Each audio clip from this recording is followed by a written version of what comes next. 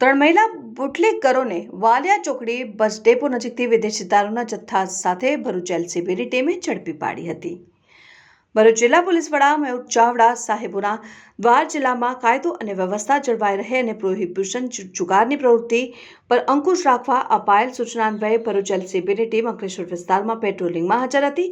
તે દરમિયાન બાતમી મળેલ કે વાપી તરફથી ટ્રાવેલની બસમાં ત્રણ મહિલાઓ ભારતીય બનાવટનો વિદેશી દારૂ સાથે અંકલેશ્વર વાલિયા ચોકડી પરથી સુરત તરફ જવાની છે। જે ચોક્કસ માહિતીના આધારે ત્રણ મહિલાઓ આવતા તેમના થેલા ચેક કરતા થેલામાં કપડા નીચે સંતાડી રાખેલ ભારતીય બનાવટના વિદેશી દારૂની નાની મોટી તથા બિયરના ટીન નંગ મળી ત્રણેય મહિલાઓ પાસેથી કુલ 332 નંગ બોટલ મળી આવી હતી, જેની આશરે કિંમત ₹33,500 તથા મોબાઈલ નંગ 3 કે જેની આશરે કિંમત ₹5,000 તથા બેગ નંગ 3 જેની આશરે કિંમત ₹300 મળીને કુલ 38,500ના મુદ્દામાલ સાથે ત્રણ મહિલા આરોપીને ઝડપી પાડી પ્રોહિબિશન એક્ટની સંલગ્ન કલમો મુજબ કાર્યવાહી કરીને Ankleshwar P division police station ગુનો નોંધાવ્યો હતો।